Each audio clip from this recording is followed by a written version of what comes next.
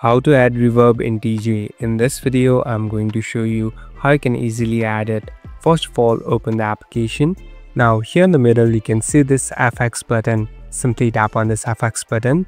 So this is the place where you can customize and make changes in the FX. Here on the bottom, simply tap on this box-like icon. So this is the place where you can change into different modes. On the top, there's a drop-down button. Simply tap on this drop-down button and here select reverb. So reverb is a type of reputation of sound that you can use in Djay. Now if you go back, it's all set. So here you can add different music and different beats and the reverb effect has been added.